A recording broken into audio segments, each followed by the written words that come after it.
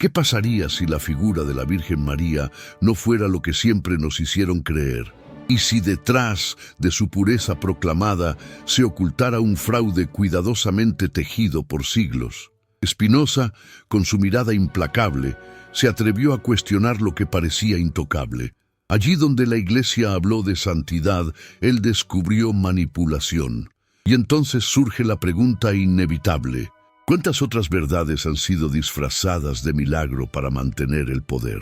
En los fríos pasillos de Ámsterdam del siglo XVII, mientras las sombras de la Inquisición aún se proyectaban sobre Europa, un hombre osó desafiar lo que la humanidad había aceptado durante milenios.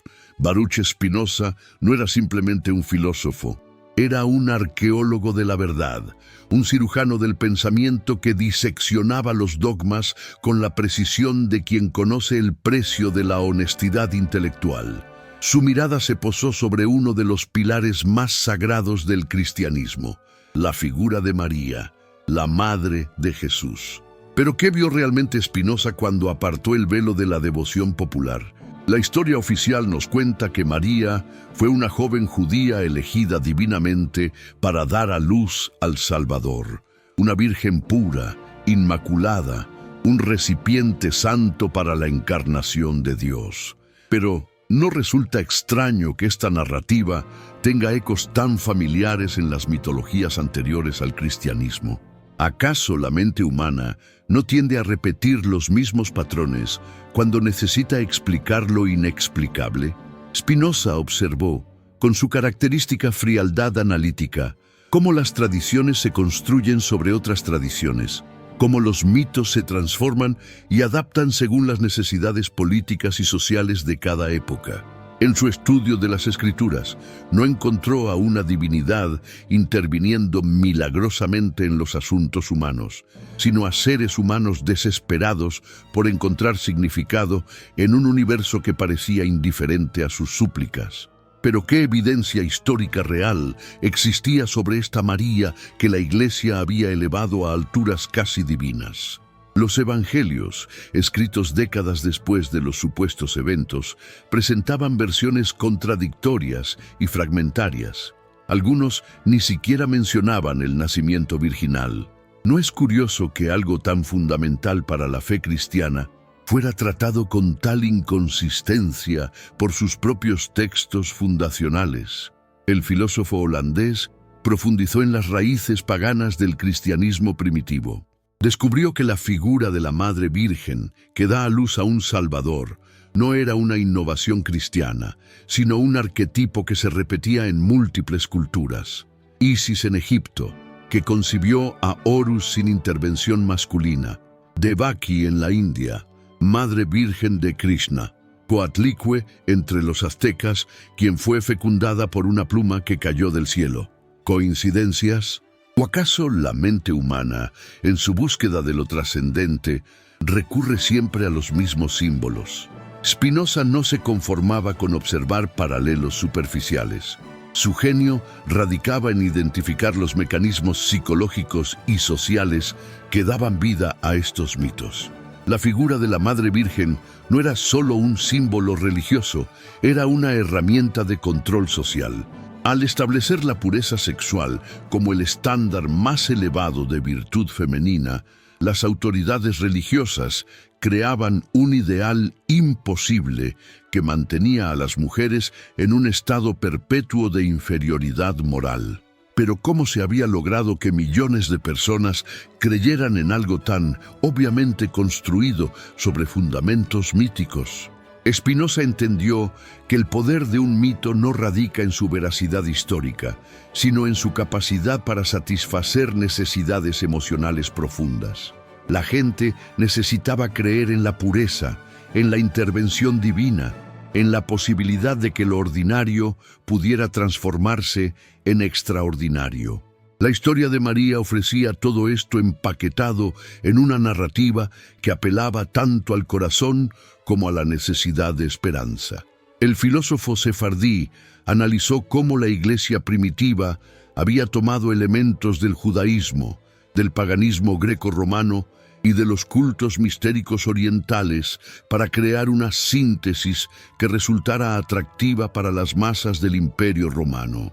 María no era tanto un personaje histórico como un producto de marketing religioso, diseñado para atraer especialmente a las mujeres y a los sectores populares que encontraban en su figura una representación de sus propias aspiraciones y sufrimientos. Pero ¿qué hay de los supuestos milagros asociados con María? Las apariciones, los prodigios, los testimonios de intercesión divina. Spinoza aplicó su metodología naturalista para examinar estos fenómenos. En su sistema filosófico no existía lugar para lo sobrenatural. Todo lo que ocurría en el universo podía explicarse a través de causas naturales, aunque éstas no siempre fueran inmediatamente evidentes para la comprensión humana. Los éxtasis místicos, las visiones, las experiencias de contacto con lo divino que reportaban los devotos marianos eran, desde la perspectiva espinociana, fenómenos psicológicos perfectamente naturales.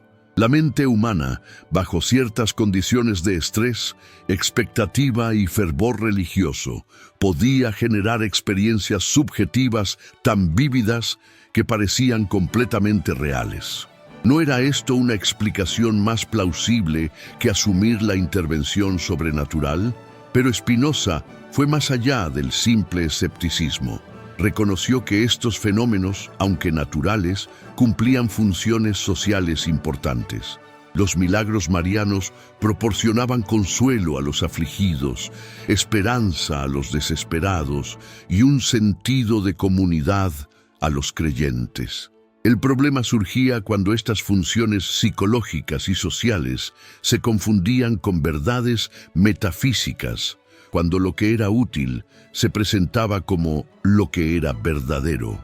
La estrategia de la Iglesia era genial en su simplicidad: tomar las necesidades emocionales más profundas de la humanidad y canalizarlas hacia un sistema de creencias que garantizara su propia supervivencia institucional. María se convirtió en el rostro maternal de un Dios que de otro modo podría parecer demasiado distante o severo.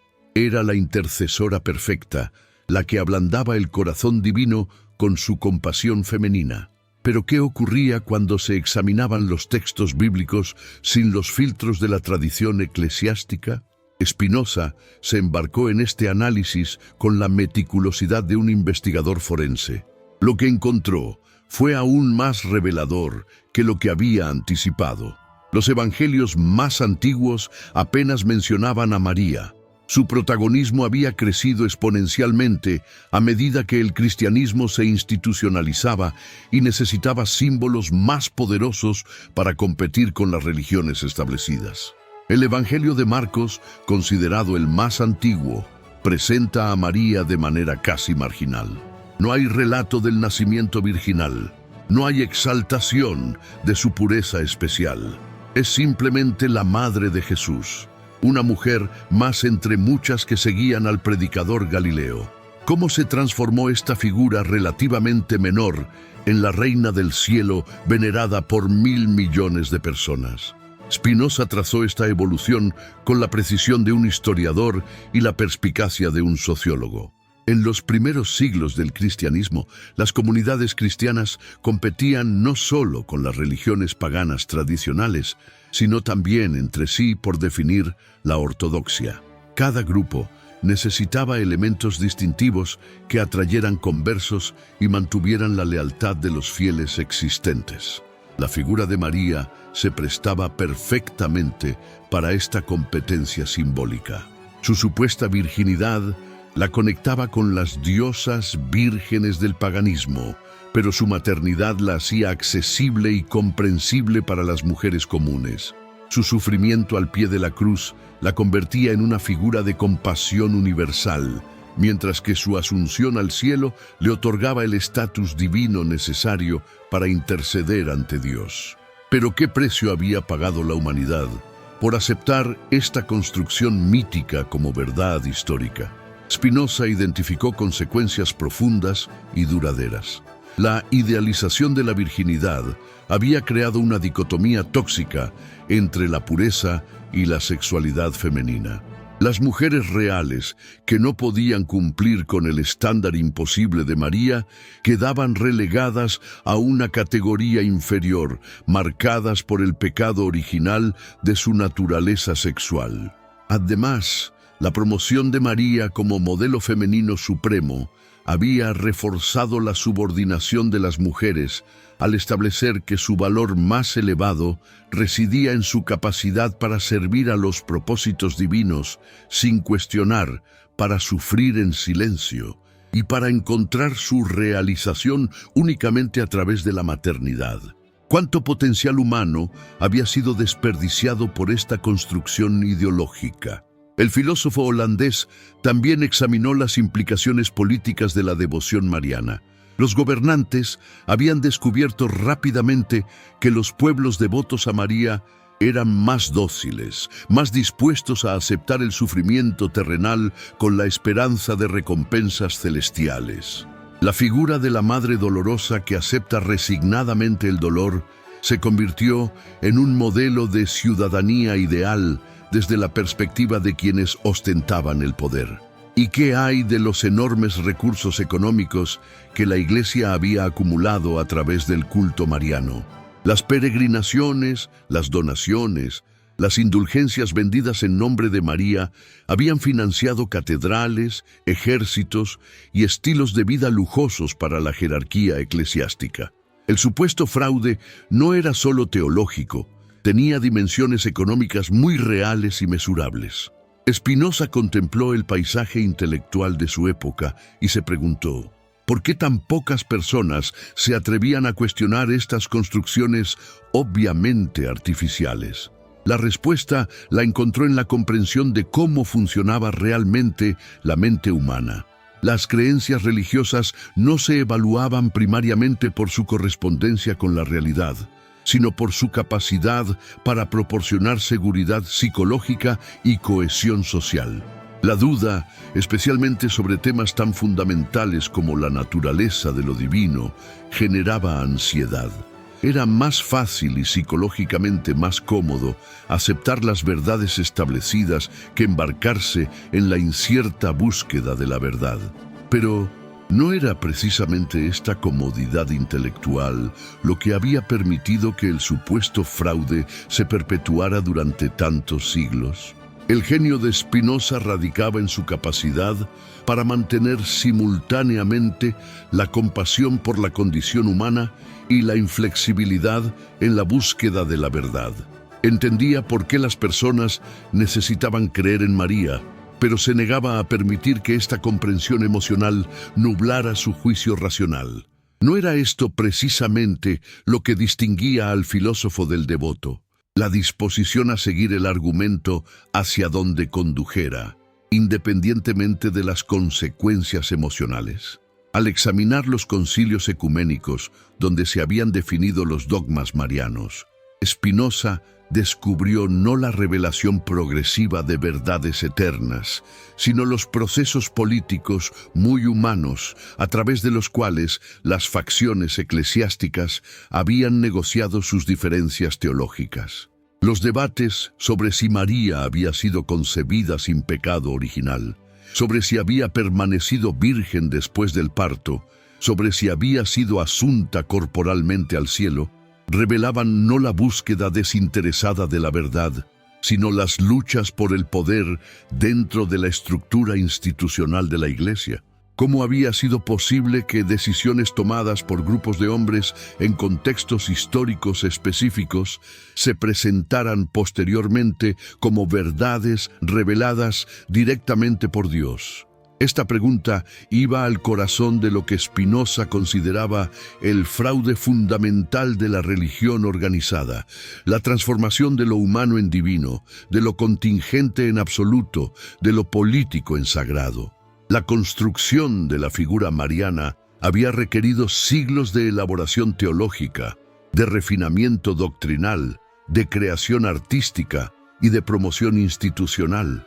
No había surgido espontáneamente de la experiencia religiosa pura, sino que había sido cuidadosamente manufacturada para satisfacer necesidades específicas de control social y legitimación política. No era esto, por definición, un fraude, aunque hubiera sido perpetrado con las mejores intenciones. Spinoza se enfrentó también a la pregunta de si era éticamente responsable revelar lo que él consideraba la verdad sobre María, sabiendo el dolor y la dislocación que esto podría causar a millones de creyentes sinceros. Su respuesta fue característicamente clara. La verdad tenía valor intrínseco, independientemente de sus consecuencias emocionales. Una humanidad fundada sobre ilusiones, por más consoladoras que fueran, estaba construida sobre arena. Además, el filósofo argumentaba que las consecuencias a largo plazo de perpetuar el supuesto fraude eran mucho más destructivas que el dolor temporal que podría causar su revelación. Mientras las personas basaran sus vidas en construcciones míticas, permanecerían vulnerables a la manipulación por parte de quienes controlaban la narrativa oficial. Solo la verdad podría liberarlas genuinamente. Pero ¿qué alternativa ofrecía Spinoza a quienes encontraban en la figura de María consuelo, esperanza y sentido? Su respuesta no era el nihilismo, sino una comprensión más profunda y madura de la condición humana. Los seres humanos no necesitaban mitos sobrenaturales para experimentar lo sagrado.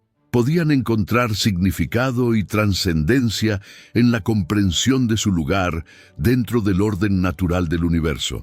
La madre que ama a su hijo, que se sacrifica por su bienestar, que sufre con sus penas y se alegra con sus triunfos, no necesita ser virgen o divinamente elegida para ser sagrada. Su amor es sagrado precisamente porque es natural, porque fluye de la naturaleza más profunda de la realidad. ¿No era esta comprensión más elevada que cualquier mitología artificial? El camino que Spinoza proponía era más difícil que el de la fe ciega, pero también más genuinamente humano. Requería que las personas asumieran la responsabilidad de sus propias vidas, que encontraran significado a través de la comprensión y la compasión genuina, en lugar de a través de la sumisión a autoridades externas. ¿No era esta la única forma de alcanzar una libertad auténtica? Mientras continuaba su análisis, Spinoza comenzó a percibir los contornos de lo que consideraba una conspiración histórica de proporciones monumentales. No una conspiración consciente orquestada por individuos malvados, sino el resultado emergente de miles de decisiones tomadas por personas que actuaban según sus propios intereses institucionales y psicológicos. El resultado final, sin embargo, había sido la creación de un sistema de creencias que servía fundamentalmente para mantener el statu quo social y político. Segunda parte. En las profundidades de su investigación, Spinoza comenzó a desentrañar los hilos que conectaban la construcción de la figura mariana con los mecanismos más sofisticados de control social que había conocido la humanidad.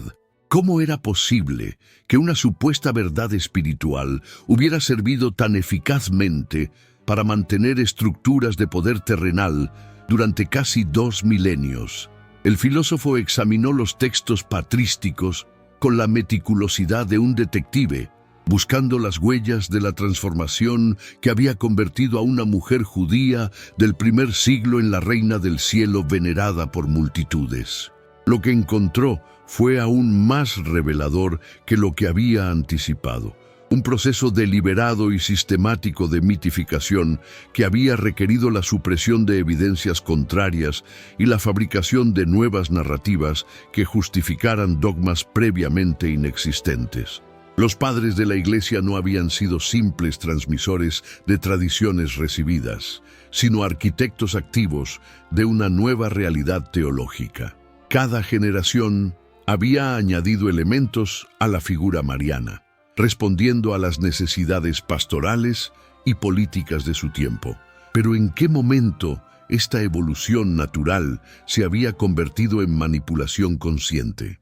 Spinoza identificó el punto de inflexión en el siglo IV, cuando el cristianismo pasó de ser una religión perseguida a convertirse en la fe oficial del Imperio Romano.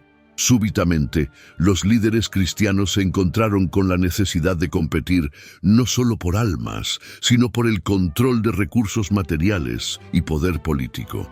La figura de María se convirtió en un elemento crucial de esta estrategia de expansión y consolidación. ¿Cómo explicar, por ejemplo, que el dogma de la virginidad perpetua de María hubiera surgido precisamente cuando la Iglesia necesitaba diferenciarse de las sectas gnósticas que celebraban la sexualidad como parte de la experiencia espiritual? ¿Era coincidencia que la doctrina de la Inmaculada Concepción se hubiera desarrollado durante los siglos en que la Iglesia luchaba por establecer su autoridad moral sobre las monarquías europeas? El análisis spinoziano revelaba un patrón consistente.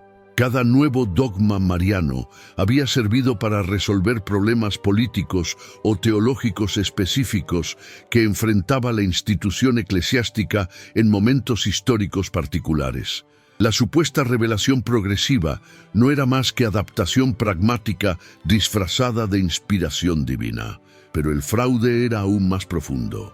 Spinoza descubrió que muchos de los textos que supuestamente documentaban la vida y los milagros de María habían sido composiciones tardías, creadas siglos después de los eventos que pretendían narrar. Los evangelios apócrifos que describían la infancia de María, sus padres, su educación en el templo, habían sido manufacturados para llenar los vacíos que dejaban los textos canónicos. ¿Qué credibilidad histórica podía tener una biografía escrita 400 años después de la muerte de su protagonista, basada no en evidencias documentales, sino en las necesidades devocionales de las comunidades que la producían? Sin embargo, estos textos habían sido presentados a los fieles como fuentes auténticas de conocimiento sobre la Madre de Dios. La industria de las reliquias marianas representaba quizás la manifestación más grotesca de este proceso de fabricación sistemática. Spinoza catalogó las pretensiones de diversas iglesias y monasterios que afirmaban poseer cabellos de María, fragmentos de su velo, gotas de su leche materna e incluso su cinturón. ¿Cómo era matemáticamente posible que una sola mujer hubiera producido tal cantidad de restos corporales distribuidos por toda la cristiandad? La respuesta no residía en milagros de multiplicación divina, sino en la comprensión de que estas reliquias habían sido manufacturadas para satisfacer la demanda de objetos sagrados que generaran ingresos para las instituciones que las custodiaban. Cada reliquia venía acompañada de una historia de su descubrimiento milagroso, de los prodigios asociados con su veneración, de las indulgencias que se obtenían por visitarla. Pero ¿cómo habían logrado los promotores de estas reliquias fabricadas convencer a poblaciones enteras de su autenticidad? Spinoza identificó varios mecanismos psicológicos que hacían posible este fenómeno. El primero era la autoridad institucional. Cuando la Iglesia certificaba la autenticidad de una reliquia, pocos se atrevían a cuestionar públicamente esa determinación. El segundo mecanismo era la experiencia subjetiva de los creyentes. Las personas que visitaban estos santuarios marianos a menudo reportaban sensaciones de paz, experiencias místicas e incluso curaciones físicas. Desde la perspectiva spinoziana, estos fenómenos eran perfectamente naturales, resultado de la sugestión, la expectativa y los procesos psicomáticos que la mente humana podía generar bajo ciertas condiciones. El problema surgía cuando estas experiencias subjetivas se interpretaban como validaciones objetivas de la autenticidad sobrenatural de las reliquias. Los creyentes razonaban: si sentí la presencia de María al tocar este objeto, entonces el objeto debe ser auténticamente suyo. Era un círculo de razonamiento que se reforzaba a sí mismo y que hacía prácticamente imposible la crítica racional. Spinoza también analizó el papel de las apariciones marianas en la perpetuación de lo que él consideraba el fraude. A lo largo de la historia cristiana, personas habían reportado visiones de María que confirmaban doctrinas específicas, que promovían devociones particulares o que legitimaban las pretensiones de ciertos santuarios. Pero ¿qué patrón revelaban estas apariciones cuando se examinaban sin los prejuicios de la fe? En primer lugar, las apariciones tendían a ocurrir en momentos de crisis social o política, cuando las comunidades necesitaban desesperadamente signos de esperanza sobrenatural. En segundo lugar, los mensajes transmitidos por la aparición siempre coincidían con las necesidades específicas de la comunidad o institución que reportaba la visión. En tercer lugar, las apariciones frecuentemente validaban prácticas devocionales que generaban beneficios económicos para las autoridades locales.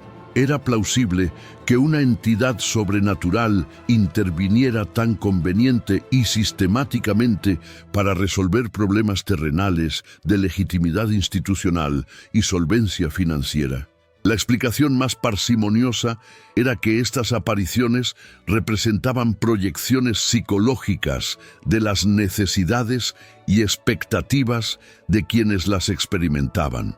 Pero Spinoza fue más allá de simplemente desacreditar las apariciones individuales. Reconoció que el fenómeno en su conjunto cumplía una función sistemática dentro de la estructura de poder eclesiástico. Las apariciones proporcionaban una fuente de autoridad alternativa a la jerarquía oficial, pero una que paradójicamente terminaba reforzando el sistema institucional. Cuando María supuestamente aparecía para promover el rezo del rosario, para establecer nuevas devociones o para advertir sobre peligros espirituales, estaba esencialmente validando la importancia central de la mediación eclesiástica en la experiencia religiosa. Los videntes se convertían en nuevos santos, pero santos que dirigían a los fieles de vuelta hacia las estructuras tradicionales de autoridad religiosa. El genio del sistema radicaba en su capacidad para canalizar la inquietud religiosa genuina hacia formas que no amenazaran el orden establecido. Las personas que buscaban una experiencia más directa de lo divino encontraban en las devociones marianas una válvula de escape que satisfacía sus necesidades espirituales, sin desafiar fundamentalmente la autoridad institucional. Spinoza también examinó las implicaciones económicas del culto mariano con la perspicacia de un analista financiero. Las peregrinaciones marianas habían generado enormes flujos de riqueza que habían financiado no solo la construcción de catedrales e iglesias, sino también la expansión del poder temporal de la Iglesia. ¿Cuántos ejércitos habían sido financiados con las monedas dejadas por devotos en santuarios marianos? La venta de indulgencias asociadas con las devociones marianas había sido particularmente lucrativa. Los fieles podían comprar años de reducción del tiempo de purgatorio para sí mismos o sus seres queridos a través de donaciones a causas marianas específicas. ¿No era esto literalmente vender acceso a la salvación, convirtiendo la gracia divina en una mercancía sujeta a las leyes del mercado? El filósofo holandés calculó que, a lo largo de los siglos, el culto mariano había generado recursos equivalentes al Producto Interno Bruto de naciones enteras. Esta riqueza había sido utilizada no solo para fines espirituales, sino para mantener estilos de vida lujosos, para la jerarquía eclesiástica, para financiar guerras religiosas y para ejercer influencia política en las cortes europeas. ¿Cómo podía reconciliarse esta realidad económica con la imagen de pobreza y humildad que supuestamente caracterizaba a María? La respuesta, desde la perspectiva espinociana, era que no podía reconciliarse. La contradicción era tan flagrante que solo la compartimentalización psicológica permitía a los creyentes mantener simultáneamente ambas percepciones. Pero el fraude económico era solo una dimensión de un engaño más amplio. Spinoza identificó las consecuencias psicológicas de la devoción mariana en las personas que la practicaban. Al establecer un modelo de perfección femenina completamente inalcanzable para las mujeres reales, el culto mariano había generado sentimientos generalizados de inadecuación, culpa y autodesprecio entre las creyentes. Las mujeres se encontraban en una posición imposible. Se esperaba que emularan a María, pero María era simultáneamente virgen y madre, humilde pero exaltada, humana pero sin pecado. Cualquier mujer real que intentara seguir este modelo estaba destinada al fracaso. Y ese fracaso se interpretaba como deficiencia moral personal, en lugar de como el resultado inevitable de perseguir un ideal contradictorio. ¿Cuántas mujeres habían desperdiciado sus vidas en la búsqueda de una santidad definida en términos que las excluían inherentemente de la plena humanidad? ¿Cuánto potencial intelectual, artístico y social había sido sacrificado en el altar de un ideal femenino que servía principalmente para mantener a las mujeres en posiciones de subordinación? El análisis spinoziano también reveló cómo el culto mariano había servido para perpetuar estructuras sociales opresivas al santificar el sufrimiento y la sumisión. María Dolorosa, la madre que sufre en silencio la muerte de su hijo, se había convertido en el modelo de cómo las mujeres debían responder a la injusticia y el dolor. ¿No había sido esto una forma particularmente insidiosa de control social? Al promover la resignación ante el sufrimiento como virtud suprema, el culto mariano había desalentado la resistencia activa contra las condiciones que causaban ese sufrimiento. Las mujeres pobres que perdían hijos por enfermedades prevenibles, que sufrían violencia doméstica, que vivían en condiciones de explotación económica, encontraban en el ejemplo de María no un llamado a la acción transformadora, sino un modelo de aceptación pasiva.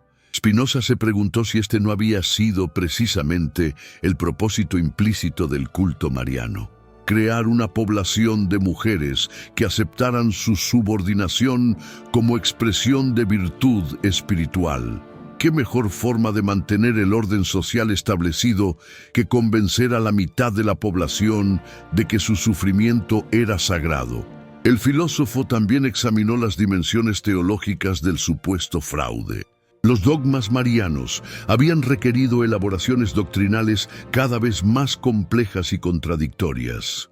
La preservación de la virginidad de María había obligado a los teólogos a desarrollar teorías sobre el parto que desafiaban toda comprensión de la biología humana. La doctrina de la Inmaculada Concepción había creado paradojas lógicas sobre la naturaleza del pecado original que nunca habían sido satisfactoriamente resueltas.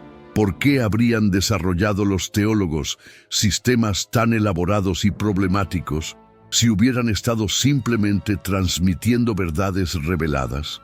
La explicación más plausible era que estaban intentando racionalizar post hoc creencias que habían surgido por razones no teológicas, tratando de dar coherencia intelectual a construcciones que habían sido creadas para satisfacer necesidades emocionales y políticas. El caso de la Asunción de María era particularmente revelador. Este dogma, que afirmaba que María había sido llevada corporalmente al cielo al final de su vida terrena, no había sido proclamado oficialmente hasta 1950, casi 2000 años después del supuesto evento. ¿Qué credibilidad podía tener una verdad que había permanecido oculta durante milenios antes de ser descubierta por la autoridad eclesiástica? Spinoza reconoció que la proclamación tardía de estos dogmas revelaba la naturaleza esencialmente política de la doctrina mariana. Cada nueva definición dogmática servía para consolidar la autoridad papal y para diferenciar la Iglesia Católica de otras denominaciones cristianas. Las supuestas verdades eternas se revelaban como armas en las guerras teológicas de cada época. La investigación espinociana también se extendió a las fuentes documentales que supuestamente respaldaban las tradiciones marianas. Los evangelios apócrifos que narraban la vida de María habían sido rechazados del canon bíblico por las mismas autoridades que posteriormente los utilizaban como fuentes para el desarrollo doctrinal. ¿Cómo podían estos textos ser simultáneamente demasiado poco confiables para la escritura, pero suficientemente confiables para la doctrina? La respuesta revelaba otra dimensión del supuesto fraude: la utilización selectiva de fuentes según las necesidades institucionales del momento. Los textos que apoyaban las posiciones de la Iglesia eran aceptados como auténticos, mientras que los que las contradecían eran rechazados como heréticos o espurios. ¿No era esto manipulación deliberada de la evidencia histórica? El filósofo holandés también analizó el papel de los artistas en la perpetuación del supuesto fraude mariano. Las representaciones pictóricas y escultóricas de María habían evolucionado a lo largo de los siglos, reflejando no tanto una tradición iconográfica estable como las necesidades devocionales y los gustos estéticos de cada época. La María bizantina era diferente de la María gótica, que a su vez difería de la María renacentista. Pero ¿por qué esta evolución artística era significativa para la comprensión del supuesto fraude? Porque revelaba que incluso la apariencia física de María había sido una construcción cultural, adaptada para resonar con las expectativas estéticas de diferentes pueblos y épocas. Si la figura central del cristianismo podía ser reinventada visualmente según las necesidades del momento, ¿qué garantías existían de que sus características espirituales y doctrinales fueran más estables? Las representaciones artísticas también habían servido para hacer más plausibles desarrollos doctrinales que de otro modo podrían haber parecido artificiales. La iconografía de la Asunción, por ejemplo, había familiarizado a los fieles con la idea de que María había sido llevada corporalmente al cielo siglos antes de que este evento fuera proclamado como dogma de fe. Spinoza se preguntó si los artistas habían sido cómplices conscientes en la perpetuación del supuesto fraude o si simplemente habían respondido a las demandas del mercado religioso de su época. Probablemente ambas cosas. Algunos artistas, genuinamente devotos, habían creado obras que reflejaban su fe sincera, mientras que otros habían producido imágenes marianas porque era lo que les pagaban por hacer. El resultado, sin embargo, había sido la creación de un paisaje visual que hacía parecer natural y eterno, lo que en realidad era contingente y construido. Las generaciones posteriores, expuestas desde la infancia a estas representaciones, las internalizaban como verdades evidentes en lugar de como interpretaciones artísticas de tradiciones teológicas específicas. Mientras profundizaba en su análisis, Spinoza comenzó a vislumbrar las dimensiones globales del supuesto fraude mariano. El culto a María no se había limitado a Europa, sino que había sido exportado a través de las conquistas coloniales a América, África y Asia. Pero ¿cómo había sido recibido este culto por pueblos con tradiciones religiosas completamente diferentes? La respuesta revelaba otra faceta de la adaptabilidad del sistema mariano. María había sido sincretizada con divinidades femeninas locales, creando híbridos religiosos que satisfacían tanto las demandas de la ortodoxia cristiana como las necesidades espirituales de las poblaciones colonizadas. La Virgen de Guadalupe en México, por ejemplo, incorporaba elementos de la diosa azteca Tonantzin, mientras que las vírgenes negras de América del Sur reflejaban influencias de las religiones africanas. ¿Era esto evidencia adicional de que la figura mariana era fundamentalmente maleable, capaz de absorber cualquier contenido cultural que facilitara su aceptación? Spinoza así lo interpretó.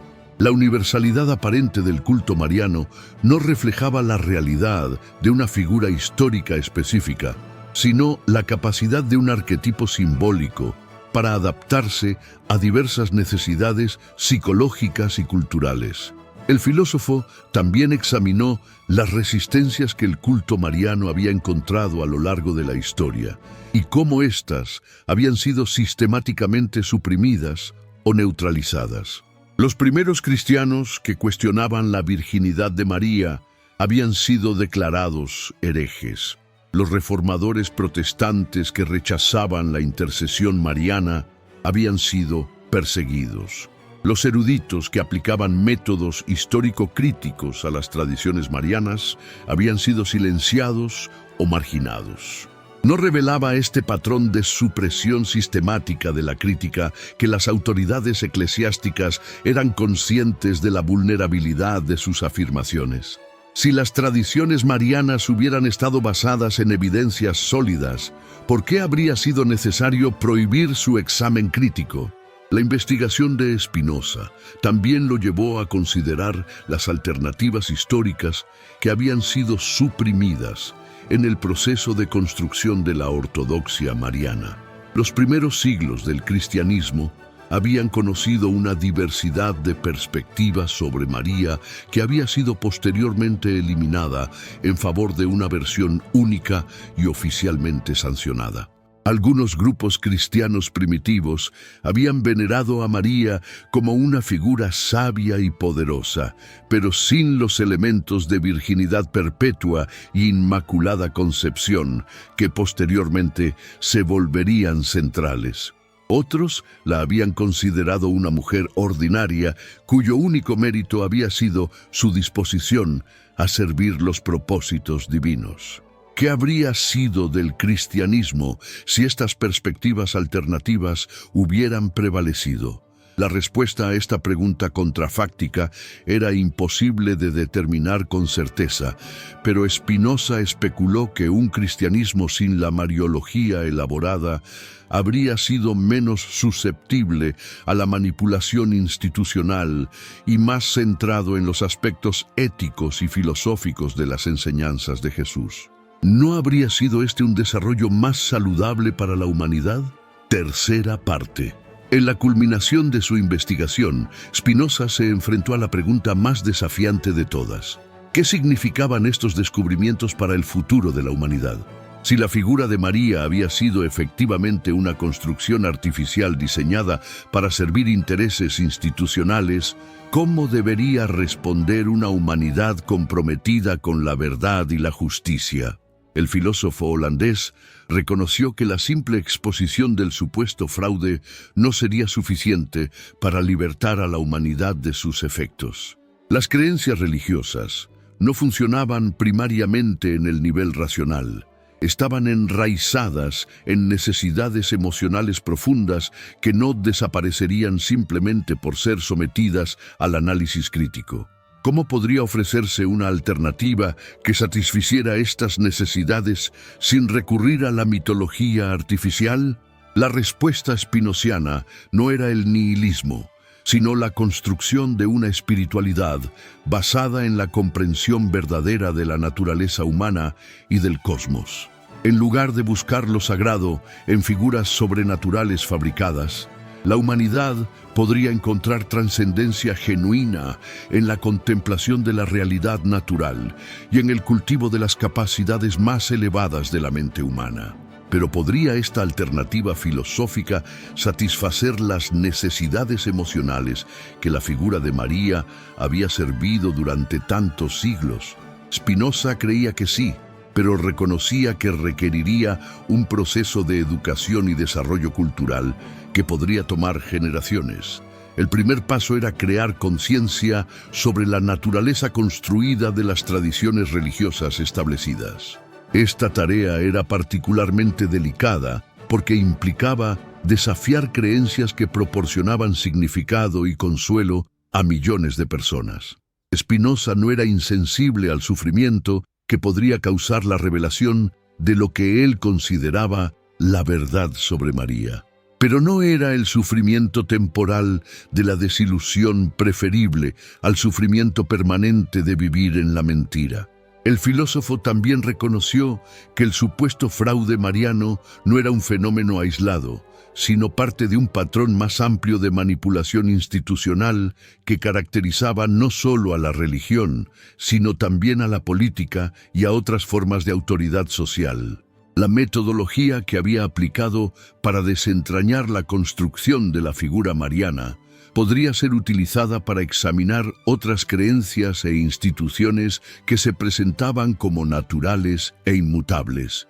¿Cuántas otras verdades aceptadas por la sociedad resultarían ser construcciones artificiales diseñadas para servir intereses particulares? La pregunta abría la posibilidad de una crítica sistemática de todas las formas de autoridad que dependían de la credulidad popular en lugar de la evidencia racional. Pero Spinoza también entendió que esta empresa crítica enfrentaría resistencia masiva, no solo por parte de las instituciones cuyo poder dependía de la perpetuación de las creencias establecidas, sino también por parte de las personas ordinarias que preferían la seguridad de la certeza artificial a la incertidumbre de la búsqueda genuina de la verdad. ¿Cómo podría motivarse a las personas para que abandonaran voluntariamente las comodidades de la fe ciega en favor de las dificultades de la investigación racional? La respuesta, según Spinoza, radicaba en demostrar que la vida basada en la comprensión verdadera era más satisfactoria, más libre y más digna de la naturaleza humana que la vida basada en la sumisión a autoridades artificiales. El caso de María ofrecía una oportunidad particularmente poderosa para esta demostración, porque tocaba aspectos fundamentales de la experiencia humana: el amor, la maternidad, el sufrimiento, la esperanza. Si las personas podían ser ayudadas a comprender que estos aspectos de la vida no requerían justificaciones sobrenaturales para ser significativos, podrían comenzar a cuestionar la necesidad de autoridades religiosas en general. Una madre que ama a su hijo no necesita que su amor sea validado por la imitación de una figura mítica. Su amor es valioso en sí mismo, como expresión de las tendencias más profundas de la naturaleza humana hacia la preservación y el florecimiento de la vida. ¿No era este reconocimiento más elevado y más auténtico que cualquier teología elaborada sobre la maternidad divina? Spinoza también vislumbró las implicaciones de su descubrimiento para la condición de las mujeres en la sociedad. Si la figura de María había servido para perpetuar la subordinación femenina al establecer modelos de perfección inalcanzable y virtudes pasivas, entonces la liberación de esta construcción mítica podría abrir espacios para concepciones más auténticas y liberadoras de la realización femenina. Las mujeres que ya no se sintieran obligadas a emular un ideal contradictorio e imposible podrían comenzar a explorar las posibilidades reales de su naturaleza y de sus circunstancias. ¿Cuánto potencial creativo e intelectual podría liberarse si las mujeres dejaran de gastar sus energías en la búsqueda de una santidad artificialmente definida? El filósofo también consideró las implicaciones económicas de la exposición del supuesto fraude mariano. Si las personas dejaran de donar recursos a instituciones que perpetuaban construcciones míticas, esos recursos podrían ser redirigidos hacia propósitos más genuinamente beneficiosos para la humanidad: educación, atención médica, investigación científica, creación artística auténtica. ¿Cuántos hospitales podrían construirse con el dinero que anualmente se gastaba en peregrinaciones a santuarios marianos? ¿Cuántas escuelas podrían financiarse con los recursos que se invertían en la decoración de iglesias dedicadas a María? Las implicaciones eran asombrosas. Tercera parte, continuación. ¿Cuántos hospitales podrían construirse con el dinero que anualmente se gastaba en peregrinaciones a santuarios marianos? ¿Cuántas escuelas podrían financiarse con los recursos que se invertían en la decoración de iglesias dedicadas a María? Las implicaciones eran asombrosas cuando se consideraba la escala global del supuesto fraude económico. Pero Spinoza entendió que el aspecto más pernicioso del supuesto fraude mariano no era económico, sino epistemológico. Al enseñar a las personas a aceptar afirmaciones extraordinarias sin evidencia proporcionada, el culto mariano había contribuido a crear una cultura de credulidad que las hacía vulnerables a todo tipo de manipulaciones. Si las personas podían ser convencidas de que una mujer había dado a luz permaneciendo virgen, de que había sido concebida sin pecado original, de que había sido llevada corporalmente al cielo, ¿qué otras afirmaciones igualmente extravagantes no podrían hacérseles aceptar? El problema no era solo teológico. Tenía ramificaciones para la capacidad de la humanidad de distinguir entre verdad y falsedad en cualquier dominio. ¿Cómo podría una sociedad tomar decisiones racionales sobre política, economía o ciencia si sus miembros habían sido entrenados desde la infancia para aceptar sin cuestionamiento las afirmaciones de autoridades institucionales? La crítica spinoziana del culto mariano se revelaba como parte de un proyecto más amplio de educación en el pensamiento crítico. El filósofo también examinó las dimensiones psicopatológicas del supuesto fraude. La veneración obsesiva de figuras idealizadas podía generar formas de neurosis que impedían el desarrollo saludable de la personalidad. ¿Cuántas personas habían desperdiciado sus vidas en la búsqueda de experiencias místicas que las conectaran con María, en lugar de cultivar relaciones genuinas con otros seres humanos reales? La tendencia a proyectar sobre figuras religiosas las necesidades emocionales que deberían satisfacerse a través de vínculos humanos auténticos representaba una forma de alienación que empobrecía tanto la vida individual como la social. ¿No era más saludable buscar comprensión, compasión y guía en la sabiduría acumulada de la humanidad que en las supuestas revelaciones de entidades sobrenaturales? Spinoza también consideró el papel que la figura mariana había jugado en la perpetuación de conflictos religiosos. Las diferencias doctrinales sobre María habían sido fuente de divisiones entre cristianos, de persecuciones de herejes y de guerras religiosas que habían causado sufrimiento masivo. ¿Cuánta sangre había sido derramada en nombre de una figura que, según el análisis spinoziano, era fundamentalmente una construcción artificial? Las guerras entre católicos y protestantes habían incluido disputas sobre la intercesión mariana, sobre la veneración de imágenes de María, sobre el papel de María en la salvación. Si estas doctrinas eran construcciones humanas contingentes en lugar de verdades reveladas divinamente, entonces todos estos conflictos habían sido esencialmente absurdos, tragedias masivas basadas en malentendidos fundamentales sobre la naturaleza de la realidad. Pero ¿qué alternativa ofrecía Spinoza a las personas que encontraban en la figura de María no solo consuelo personal, sino también un sentido de comunidad y pertenencia? El filósofo reconoció que los vínculos sociales creados alrededor de la devoción mariana satisfacían necesidades humanas legítimas que no podían simplemente eliminarse sin proporcionar sustitutos adecuados. Su respuesta fue proponer formas de comunidad basadas en la comprensión compartida de la condición humana en lugar de en creencias compartidas sobre entidades sobrenaturales. No podían las personas encontrar vínculos igualmente profundos en el reconocimiento mutuo de sus luchas, esperanzas y aspiraciones comunes, sin necesidad de intermediarios míticos. Las comunidades basadas en la comprensión racional tendrían además la ventaja de ser más inclusivas, ya que no requerirían la aceptación de doctrinas específicas para la pertenencia.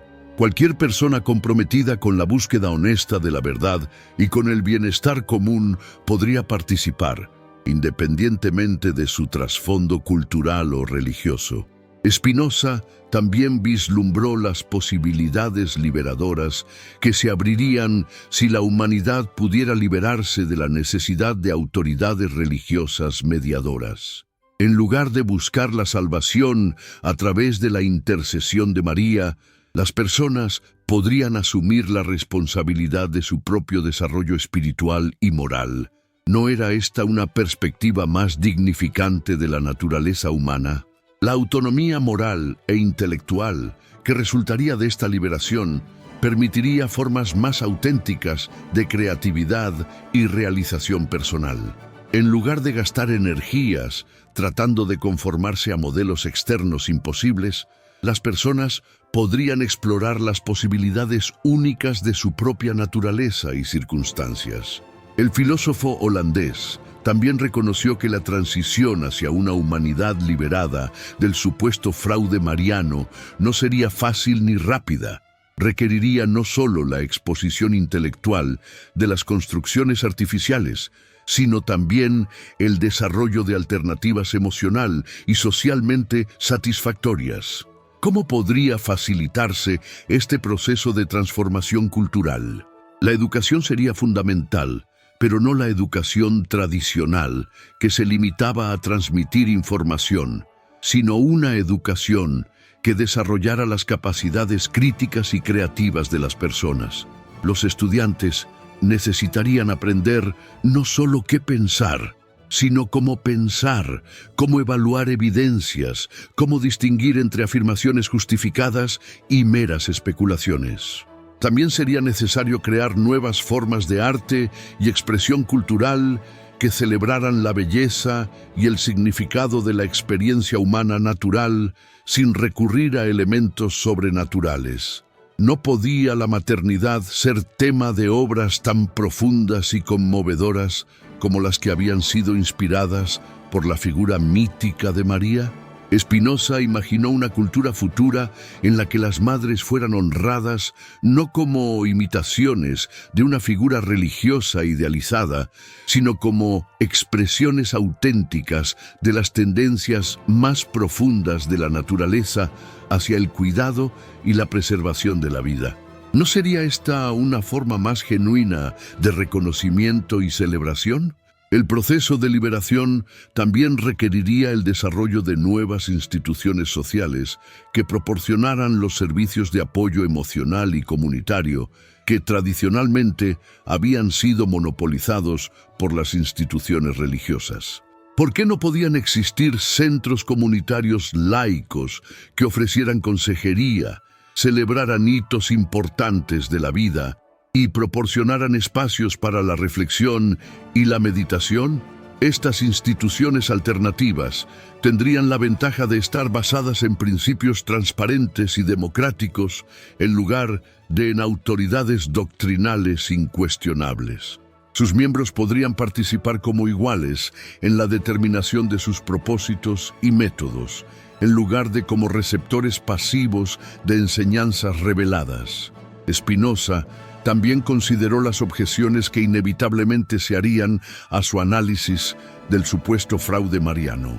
Los defensores de la tradición argumentarían que la fe no requería evidencia empírica, que los misterios divinos trascendían la comprensión racional, que la experiencia espiritual tenía sus propias formas de validación. Pero no revelaban precisamente estas objeciones la naturaleza problemática del sistema que defendían. Si una creencia era inmune a la evidencia contraria, si no podía ser evaluada mediante criterios racionales, si se validaba solo a través de experiencias subjetivas privadas, ¿en qué se diferenciaba de una alucinación o una fantasía? El filósofo reconoció que muchas personas encontrarían esta perspectiva amenazante o deprimente.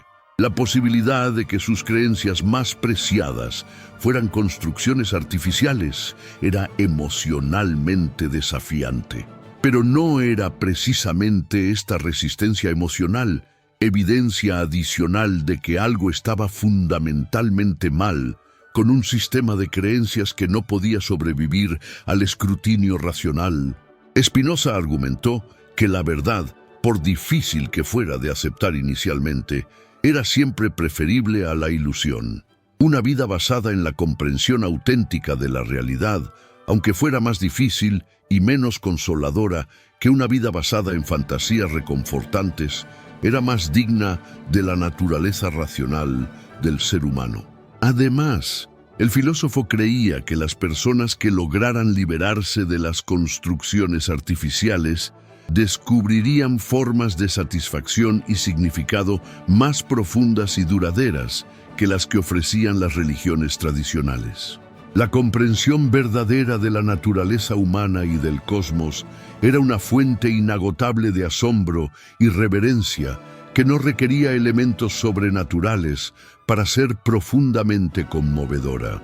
No era más extraordinario que la materia hubiera evolucionado hasta crear seres capaces de conciencia, amor, creatividad y contemplación racional que cualquier milagro sobrenatural imaginado por las tradiciones religiosas. No era la capacidad humana para la compasión, desarrollada a través de procesos evolutivos naturales, más admirable que la compasión atribuida a figuras míticas. En sus reflexiones finales sobre el supuesto fraude mariano, Spinoza se enfrentó a la pregunta de qué responsabilidad tenían los individuos que llegaban a comprender la naturaleza construida de las tradiciones religiosas. ¿Era suficiente liberarse personalmente de estas ilusiones o existía una obligación moral de ayudar a otros a alcanzar la misma comprensión? La respuesta spinoziana era compleja. Por un lado, el filósofo creía en la importancia de compartir la verdad y de trabajar por la liberación intelectual de la humanidad. Por otro lado, reconocía que las personas no podían ser forzadas a aceptar perspectivas para las que no estaban preparadas emocionalmente o intelectualmente. La estrategia más efectiva sería crear condiciones que facilitaran el desarrollo natural del pensamiento crítico, en lugar de intentar imponer conclusiones específicas. ¿No era mejor enseñar a las personas a pescar, intelectualmente hablando, que simplemente darles pescados en forma de nuevas doctrinas para creer? Esto significaba trabajar por mejores sistemas educativos, por mayor acceso a información diversa, por el desarrollo de instituciones democráticas que fomentaran el debate abierto y la participación ciudadana informada.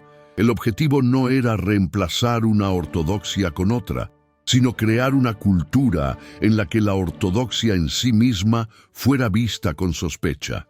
Spinoza también reconoció que su análisis del supuesto fraude mariano tendría implicaciones que se extenderían mucho más allá del ámbito religioso. Si las instituciones podían mantener el poder a través de la promoción de creencias artificiales, ¿qué otras áreas de la vida social podrían estar caracterizadas por formas similares de manipulación? ¿Qué hay de las narrativas políticas que presentaban ciertos arreglos sociales como naturales e inevitables, cuando en realidad servían intereses particulares?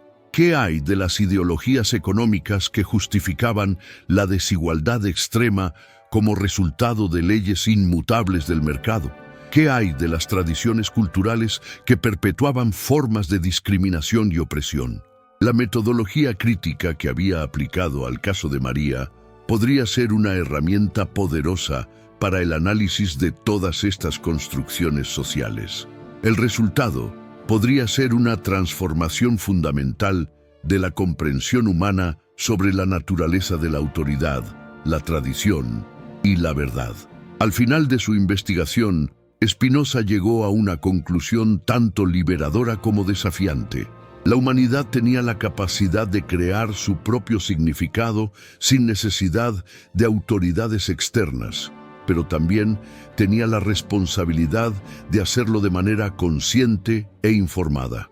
El supuesto fraude mariano era solo un ejemplo de cómo esta capacidad había sido apropiada por instituciones que la utilizaban para sus propios fines. Pero ¿qué pasaría si las personas reclamaran esta capacidad y comenzaran a usarla deliberadamente para crear formas de vida más auténticas, más justas y más satisfactorias? ¿Qué tipo de mundo podría resultar de una humanidad que hubiera aprendido a distinguir entre las construcciones que la servían y las que la explotaban? El filósofo holandés no podía predecir los detalles de esta transformación, pero estaba convencido de que sería profundamente positiva. Una humanidad liberada de la necesidad de autoridades artificiales sería una humanidad más libre, más creativa, más compasiva y más capaz de realizar su potencial más elevado. El caso de María, en esta perspectiva, se convertía en algo más que una crítica de una tradición religiosa específica. Se convertía en una invitación a reconsiderar todas las construcciones que la humanidad había aceptado como naturales e inmutables, y a imaginar formas alternativas de organizar la experiencia colectiva. ¿No era esta, al final, la contribución más valiosa que podía hacer la filosofía? No proporcionar nuevas verdades para creer, sino desarrollar las herramientas intelectuales que permitieran a cada generación evaluar críticamente las verdades que había heredado y crear otras nuevas cuando fuera necesario. En el silencio de su estudio en Ámsterdam, mientras las sombras de la tarde se alargaban sobre los canales de la ciudad, Spinoza contempló la posibilidad de una humanidad finalmente libre del supuesto fraude que había condicionado su desarrollo durante tantos siglos. Era una visión que inspiraba tanto esperanza como responsabilidad, tanto liberación como el desafío de construir algo mejor sobre las ruinas de las ilusiones derribadas. La figura de María, despojada de sus atributos sobrenaturales, podía finalmente ser apreciada por lo que realmente representaba: el amor maternal, la compasión humana, la capacidad de encontrar significado en el sufrimiento. Estos valores no necesitaban justificación mítica para ser preciosos.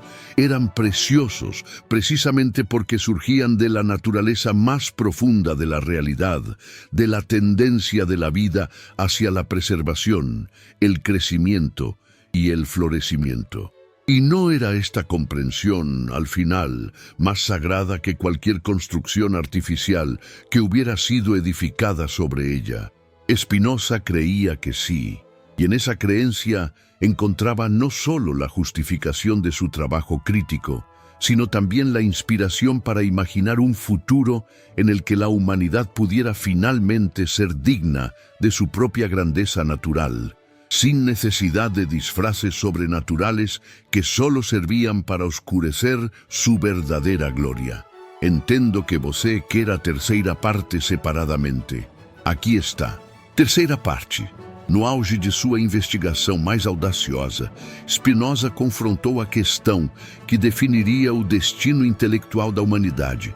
Se Maria havia sido verdadeiramente uma construção artificial, projetada para servir interesses institucionais, que responsabilidade tinham aqueles que descobrissem esta verdade devastadora?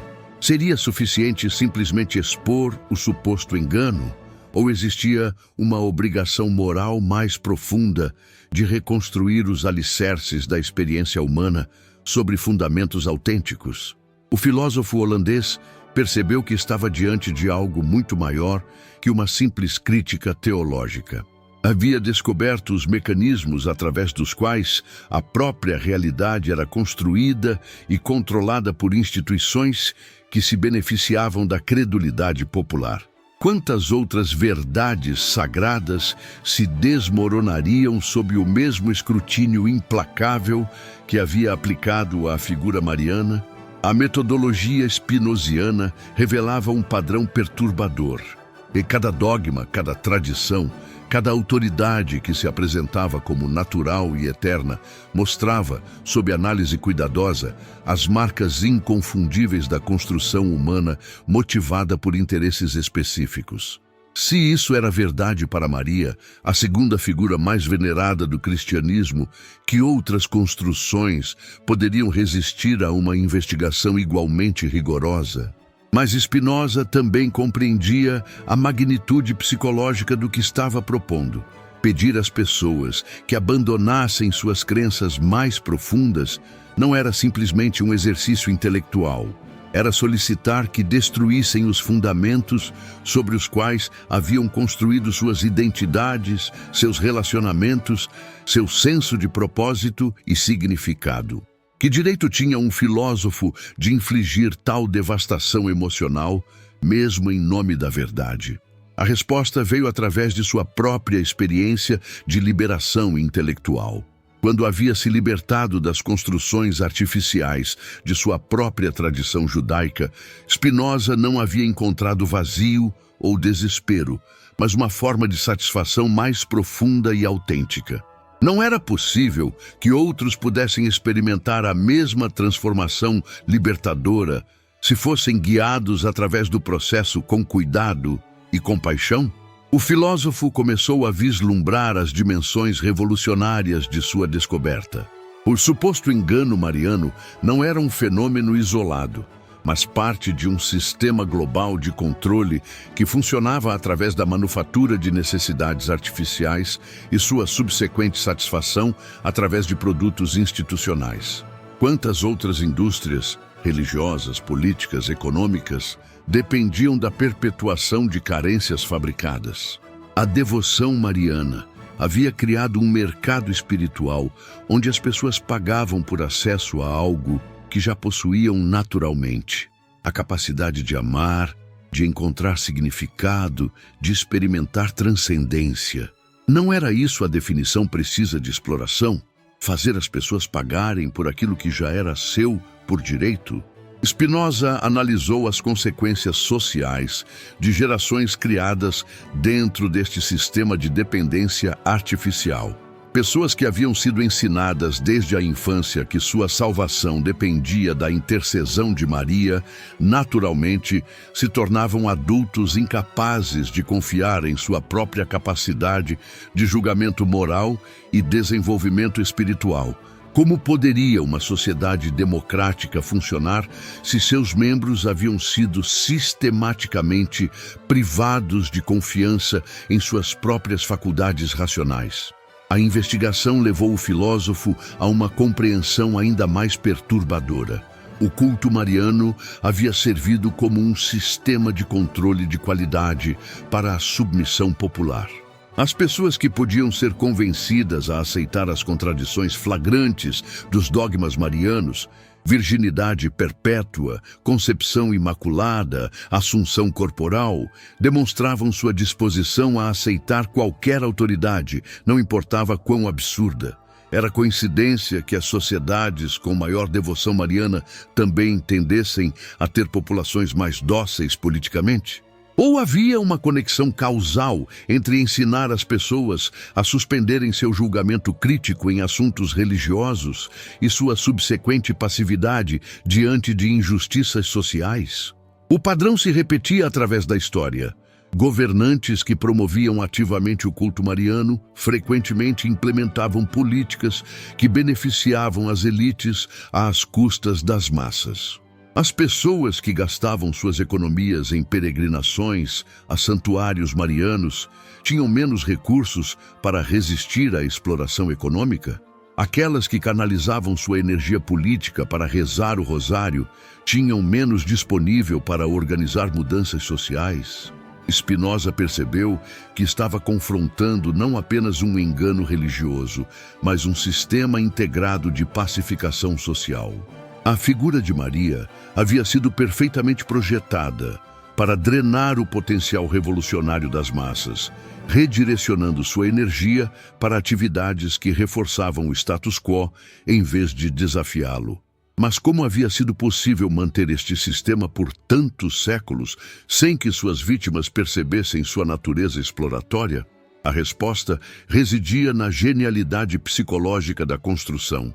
Maria oferecia benefícios emocionais reais, conforto, esperança, sentido de comunidade, que mascaravam os custos muito maiores que exigia em termos de autonomia intelectual e capacidade de ação. Era como uma droga que proporcionava alívio temporário enquanto criava dependência a longo prazo.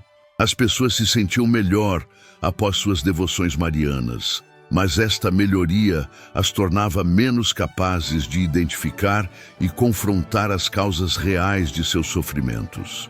O filósofo também examinou as dimensões de gênero do suposto engano. Ao estabelecer Maria como o modelo supremo de feminilidade, o sistema havia efetivamente aprisionado metade da humanidade em papéis que serviam aos interesses dos controladores institucionais.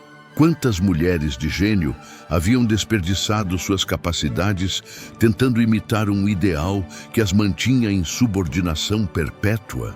A santa que nunca questionava, que aceitava passivamente o sofrimento, que encontrava realização apenas através do serviço aos outros, não era um modelo de virtude, mas um projeto de escravidão psicológica. Quantas revolucionárias potenciais haviam sido neutralizadas através desta programação ideológica sofisticada? Ainda mais perturbador era o reconhecimento de que muitas mulheres haviam internalizado tão completamente este modelo que se tornaram suas defensoras mais ferozes. Como despertar pessoas que haviam sido condicionadas a amar suas próprias correntes, que interpretavam qualquer desafio à sua programação como ataque à sua própria identidade? Spinoza enfrentou então a questão prática mais desafiadora. Como comunicar estas descobertas de uma forma que pudesse ser ouvida pelas pessoas que mais precisavam ouvi-las? A revelação direta do suposto engano provavelmente seria rejeitada como blasfêmia por aqueles ainda presos ao sistema. Que estratégia alternativa poderia ser mais efetiva? O filósofo concluiu que a educação deveria preceder a revelação. Antes de expor as construções artificiais, era necessário desenvolver nas pessoas as ferramentas intelectuais que lhes permitiriam avaliar criticamente qualquer afirmação, religiosa ou secular. Não era melhor ensinar as pessoas a pescar, intelectualmente falando, do que simplesmente dar-lhes novos peixes na forma de contradoutrinas? Esta abordagem teria a vantagem adicional de evitar a criação de uma nova ortodoxia. Em vez de substituir a crença em Maria pela crença nas conclusões de Spinoza, o objetivo seria cultivar uma cultura de investigação permanente, onde nenhuma autoridade fosse aceita sem questionamento. Mas que tipo de sociedade emergeria se este projeto educacional fosse bem-sucedido? Spinoza vislumbrou uma humanidade finalmente livre para explorar seu potencial autêntico, não mais constrangida por necessidades artificiais ou modelos impossíveis de perfeição. As mulheres poderiam descobrir formas genuínas de realização que honrassem suas capacidades únicas sem exigir submissão a ideais fabricados por outros. Os homens poderiam desenvolver formas de espiritualidade que não dependessem da infantilização de suas parceiras. Que tipo de arte, ciência, filosofia poderia florescer em tal ambiente de autenticidade? O filósofo também contemplou as objeções que inevitavelmente seriam feitas à sua análise. Os defensores do sistema argumentariam que, independentemente de suas origens, as tradições marianas haviam trazido conforto e significado a bilhões de pessoas ao longo dos séculos. Não era cruel privar a humanidade de uma fonte tão rica de consolação espiritual? A resposta spinoziana era que verdadeiro conforto não poderia ser construído sobre fundamentos falsos. Uma consolação baseada em enganos era, na melhor das hipóteses, temporária. Na pior, ela impedia as pessoas de confrontar e resolver os problemas reais que causavam seu sofrimento. Não era mais compassivo ajudar as pessoas a encontrar satisfação autêntica do que perpetuar sua dependência de ilusões reconfortantes? Além disso, o suposto sistema de conforto mariano havia funcionado principalmente para aqueles que já possuíam posições privilegiadas na sociedade. Que conforto havia oferecido às mulheres que morriam em partos devido a cuidados médicos inadequados, enquanto a igreja investia fortunas em decorar santuários? Que esperança havia proporcionado às mães que perdiam filhos por doenças preveníveis, enquanto os recursos que poderiam financiar hospitais eram canalizados para peregrinações?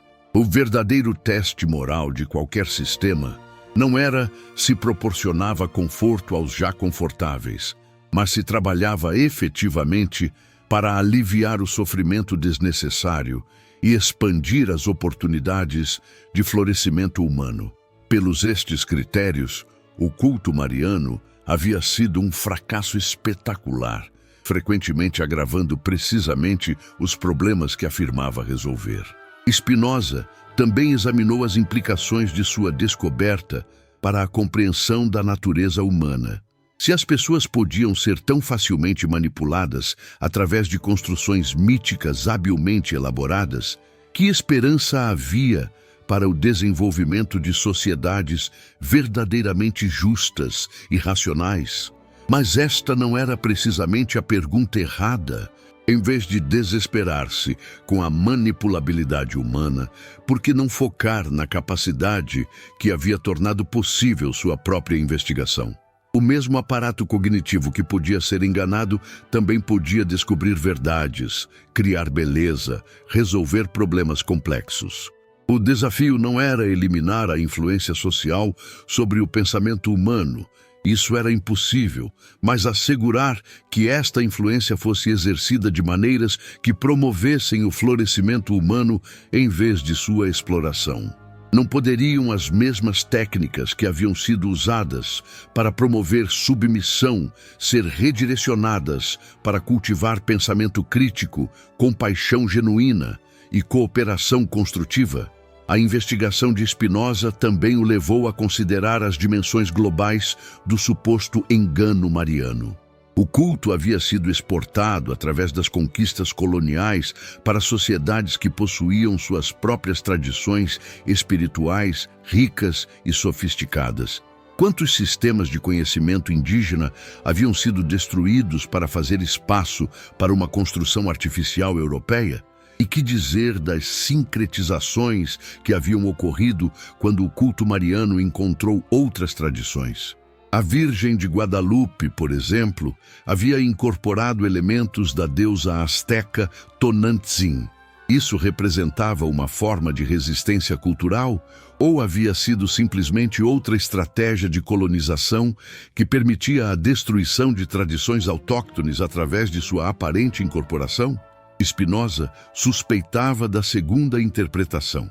Ao permitir que elementos superficiais de tradições locais fossem incorporados à figura mariana, o sistema colonial havia conseguido neutralizar tradições potencialmente resistentes, enquanto mantinha o controle sobre as estruturas fundamentais de significado e autoridade. Quantas formas genuínas de espiritualidade indígena haviam sido perdidas irreversivelmente através deste processo de assimilação aparentemente tolerante? E quantas continuavam sendo suprimidas através de sincretizações que pareciam preservá-las, mas na realidade as esvaziavam de seu poder transformador? O filósofo percebeu que sua crítica do culto mariano tinha implicações que se estendiam muito além do cristianismo. O mesmo padrão de construção artificial de necessidades e sua subsequente satisfação através de produtos institucionais podia ser identificado em muitas outras áreas da experiência humana. Que dizer da indústria da beleza que criava insatisfação com a aparência natural das pessoas e depois vendia produtos para correção? Ou dos sistemas educacionais que fragmentavam o conhecimento em disciplinas artificiais e depois vendiam credenciais para reintegrá-lo?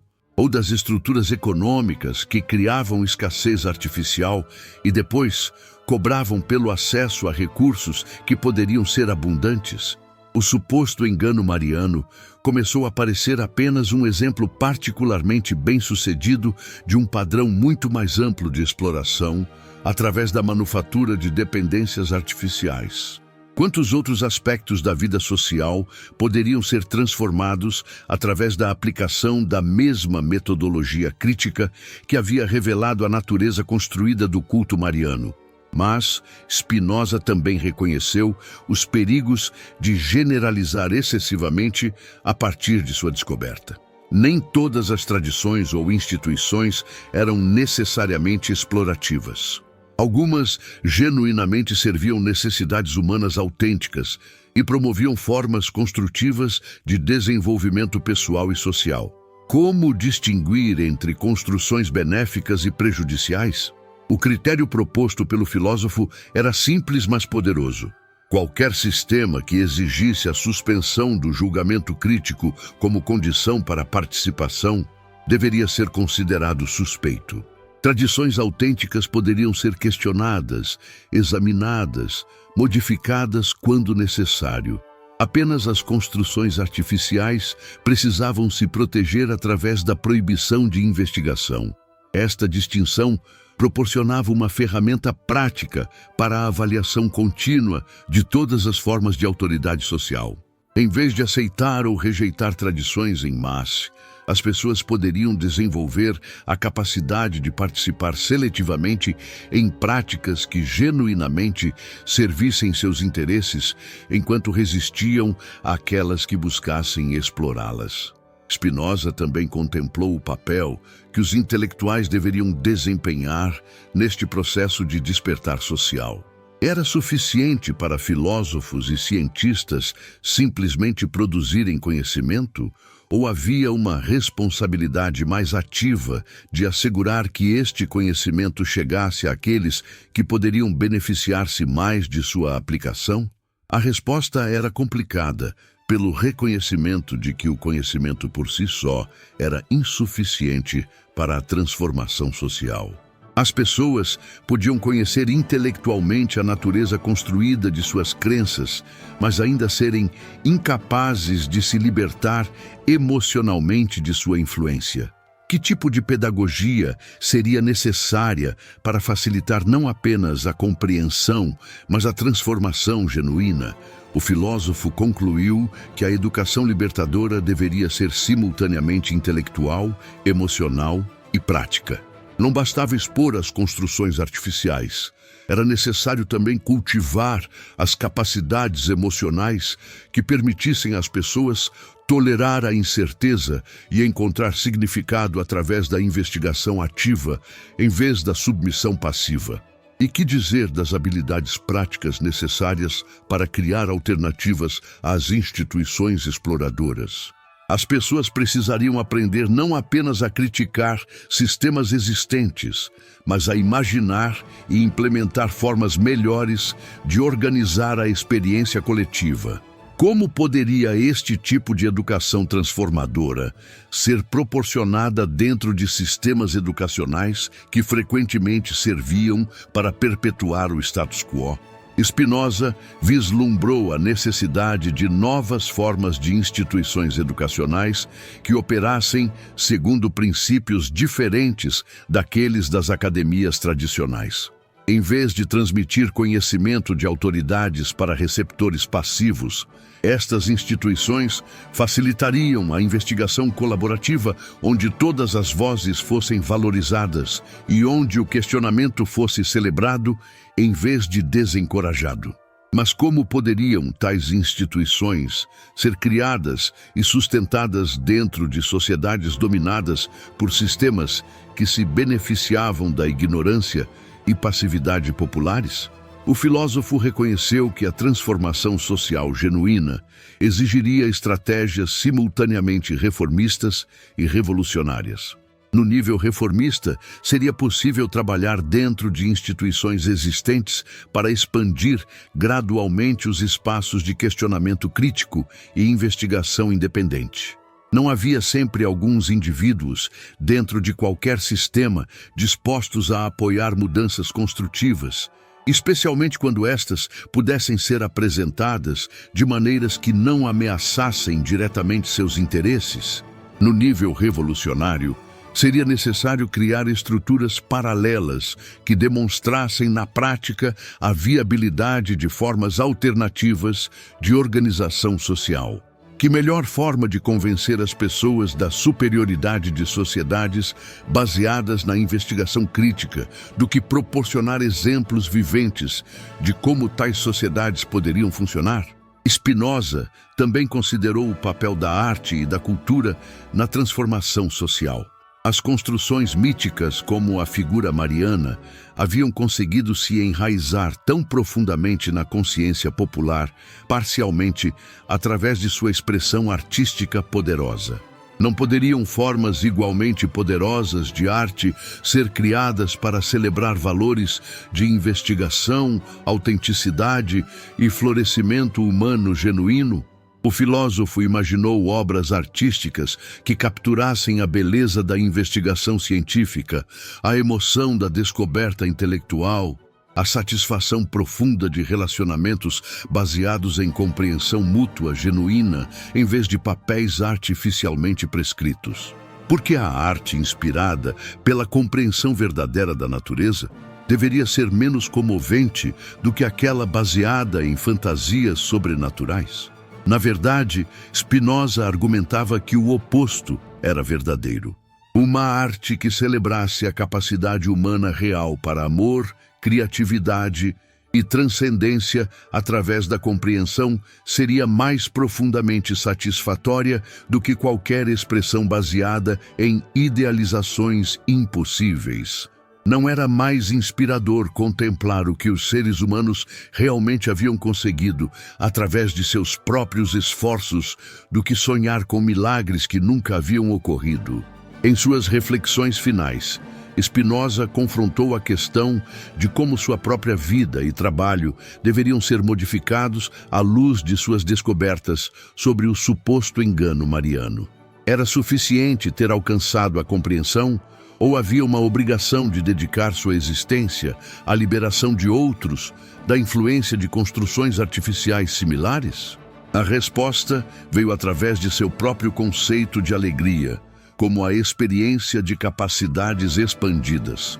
Ajudar outros a se libertarem de limitações artificiais não era apenas um imperativo moral, era também uma fonte de satisfação pessoal profunda.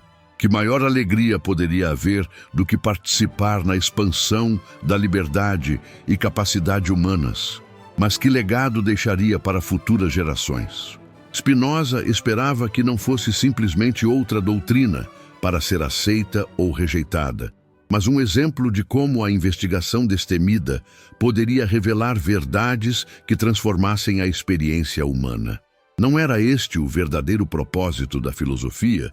Não fornecer respostas finais, mas desenvolver ferramentas que permitissem a cada geração fazer suas próprias descobertas? O suposto engano mariano, nesta perspectiva, se tornava mais do que uma crítica de uma tradição religiosa específica. Tornava-se um convite para reconsiderar todas as construções que a humanidade havia aceito como naturais e imutáveis, e para imaginar formas alternativas de organizar a experiência coletiva baseadas em compreensão genuína da natureza humana e das possibilidades de florescimento. E se as pessoas pudessem aprender a distinguir entre tradições que genuinamente serviam suas necessidades e aquelas que as exploravam, e se pudessem desenvolver a confiança para questionar qualquer autoridade que exigisse submissão cega, e se pudessem descobrir formas de espiritualidade baseadas na reverência pela realidade em vez de na devoção a fantasias, e se pudessem criar comunidades baseadas em compreensão mútua, genuína, em vez de crenças compartilhadas em mitos artificiais, e se pudessem encontrar significado através da participação consciente no desenvolvimento contínuo da vida, em vez de através da submissão a planos supostamente predeterminados. E se pudessem celebrar a maternidade como expressão natural da tendência da vida para preservar e nutrir a si mesma, em vez de como imitação de um ideal virginal impossível. E se pudessem honrar o sofrimento como parte inevitável, mas transformável da condição humana, em vez de como virtude a ser cultivada. E se pudessem dedicar sua energia e recursos a resolver problemas reais, em vez de apaziguar entidades imaginárias. E se pudessem usar sua capacidade de devoção para servir à causa do florescimento humano genuíno, em vez de para perpetuar sistemas que os exploravam. Estas eram as possibilidades que Spinoza vislumbrava, além da revelação do suposto engano mariano. Não eram utopias impossíveis, mas desenvolvimentos naturais do potencial humano, uma vez liberado de constrangimentos artificiais. A questão não era se tal transformação era desejável, mas se a humanidade teria a coragem de abraçá-la. No silêncio de seu estúdio em Amsterdã, enquanto as sombras da noite envolviam os canais da cidade, Spinoza contemplou uma humanidade finalmente livre para realizar seu potencial autêntico. Era uma visão que inspirava tanto esperança quanto responsabilidade, tanto liberação quanto o desafio de construir algo melhor sobre as ruínas das ilusões derrubadas. A figura de Maria, despojada de seus atributos artificiais, poderia finalmente ser apreciada pelo que verdadeiramente representava: a capacidade humana para amor, compaixão e encontrar significado através da dedicação a algo maior que si mesmo. E não era esta compreensão, ao final, mais sagrada que qualquer construção mítica que houvesse sido edificada sobre ela?